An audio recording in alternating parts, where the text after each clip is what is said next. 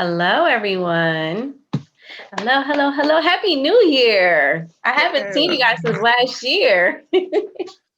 Welcome to the new year. I hope everybody enjoyed your break. I hope everyone stayed safe and had fun, was able to relax a little bit. I know for me, vacations usually are a little bit more hectic than everyday life. So, I mean, it is what it is. So, we are coming to you again today virtually from Sankofa Inner City Cultural League. We are doing our after school program today. And today I'm going to speak to you a little bit about pressure. So, pressure can be good, pressure can be bad. If you use enough pressure for diamonds, I mean, for coal, I think it makes diamonds. But if you put pressure on an egg, then it can crack and break. So, different types of pressure can be good. Today, we're going to talk about different types of peer pressure. Peer pressure is when you get pressure from your peers. Your peers are people around your age, your classmates, your family members that may be around your age, your friends. So there are different types of peer pressure. Everybody hears about peer pressure, but we don't really hear about the different types of peer pressure. So today I found 6 different types of peer pressure. We're going to talk about those and how they relate to making great decisions, like Mr. Williams spoke to you yesterday about good decision making. We're going to tie all of that in together today. So the first type of peer pressure is spoken peer pressure. So spoken peer pressure is like when someone specifically asks you or suggests something to you, tries to persuade you directly, like by speaking to you. Then we have unspoken peer pressure. That could be when you're in a situation, and let's just say, for example, you're around a group of friends and they start smoking. And nobody asks you if you want to smoke, but it's kind of like you're around everybody. So it's like an unspoken peer pressure. Are you going to take the cigarette next, or are you going to kind of, you know, turn that down? That's unspoken peer pressure. It's not direct like spoken peer pressure is, or like direct peer pressure. Direct peer pressure is another type of peer pressure. So direct peer pressure is even more direct than spoken. It's like if spoken peer pressure is, say, you're standing in a group of friends and someone asks you if you want to take the bottle of liquor next. Direct peer pressure is when they actually hand you the bottle. So they're not even asking you. They're not even asking to see if it's okay with you. It's just kind of like, hey, take this to see what you're going to do. And it's up to you at that point to make a decision whether you're going to take the bottle or you're not going to take the bottle. Indirect peer pressure is the fourth type of peer pressure. Indirect peer pressure is very subtle, but it can have a strong influence as well. So indirect peer pressure can be like if you hear your friends gossiping about another student and they're kind of teasing the other student. And these are friends that you like being around, or these are friends that you think are cool or popular. And then to fit in, maybe you start gossiping along with them. That's indirect peer pressure. Nobody's asked you anything. Nobody has directly said anything to you about this person, but you hear everybody else kind of saying or doing something. And then you just kind of jump in there to try to fit in. The fifth type of peer pressure is negative peer pressure. So, like I said, pressure can be good or it can be bad. Negative peer pressure is doing things that you know you shouldn't be doing. We all know right from wrong. If you're unsure in a situation, usually if something is bad or if something is wrong, you get that kind of nagging feeling on the inside. It's kind of like, I feel kind of icky. I don't think I should be doing this, whether it's because it's bad for you or because you feel like if you get caught, there could be consequences. If you get caught doing something and there are consequences, it's probably something negative or probably something bad or illegal or immoral that you shouldn't be doing. So negative peer pressure is when your friends, either directly, indirectly, spoken, unspoken, try to get you to engage in activities that you're not supposed to be doing, whether it be because of your age or maybe it's just not healthy, because some things might not be illegal. Like, let's just say when I was younger, we used to jump off of a bridge into a creek. And that's what all the kids were doing. We didn't know at the time that the creek was only a couple feet of water. So if someone were to jump off of the bridge and land on their head or their neck, they could have become paralyzed for the rest of their lives. That's a negative type of peer pressure. It's not illegal that we were doing it. It's not something that, we learn about in school not to do. Like you learn not to smoke or not to do drugs or not to drink alcohol when you're younger. You don't learn not to jump off bridges into creeks, but it's something that could definitely hurt you. And it's negative peer pressure if you see all the other kids doing it and you want to be in the in crowd, or if the water's super deep and maybe you don't know how to swim, but everybody else is doing it. And you're like, maybe it's not that bad. You might need to rethink that a little bit.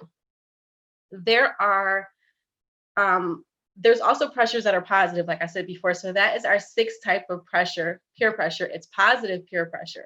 Positive peer pressure is ways that you can be influenced or affected by your classmates or your friends or your family that can be positive. So let's say if you're a teenager and you have a friend that suddenly got a job and he's like, oh yeah, I'm going to buy a car. I'm going to save up, buy a car. That's positive peer pressure because you could have just been sitting, chilling, playing video games before, not thinking about work and not thinking about saving up your money. And then you start thinking like, he's going to be able to drive places soon. And then when he gets those places, he's going to have money to spend because he has a job now. I think I want to do that too. That's positive peer pressure. Or if you're on the football team and all of the football players are saying, you know what, we're going to have a great season. In order for us to be at our best physically, in order for us to be able to perform great during our games and during practice, we're going to eat healthy. We're going to make sure that we make it to all the practices.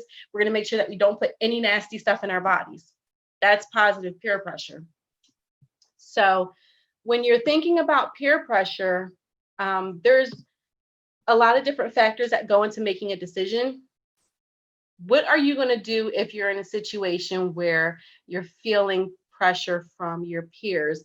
You don't want to look lame or corny or stupid. I don't even know if you guys use those terms anymore, but you want to look cool, basically. So if you want to look cool, but you still want to stand for what you believe in and you don't want to just be a follower, that's where our confidence comes in. That's where our self-esteem comes in.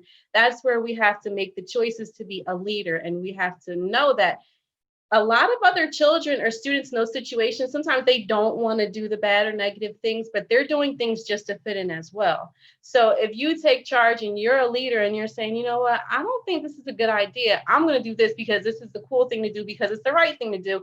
And this is what's going to get me further in life. And in the end, I'm going to turn out to be a better person because of it. You don't know, there could be a bunch of other students that are like, you know what, they're right. Let me go ahead and follow them, as opposed to following the negative peer pressure.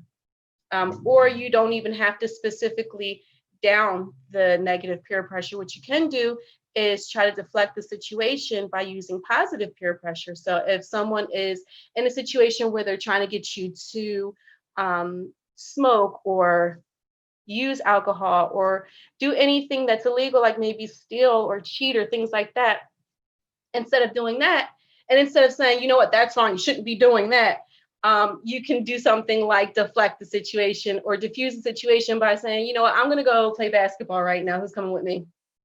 You'd be surprised who's going to go with you, because they're going to be like, okay, this is still something cool to do. I'm not going to get in trouble for this. And, this is something that's going to keep me out of harm's way. So when we're thinking about peer pressure and whether we should succumb to peer pressure or not, Mr. Williams talked to us yesterday about making decisions. So if someone is trying to get you to do something, you got to think about it. The first step in decision making is identifying your goal. What is it that you want in life? What is it that you want in this situation? Is whatever you choose to do, is that going to help you or hurt you in the long run with whatever your goal is going to be? The second step is to gather information. So if somebody's saying, okay, let's go rob this elderly person down the street. Okay, my goal is to not be locked up. My goal is to be able to go to college when I get out of high school. My goal is also to have money, though.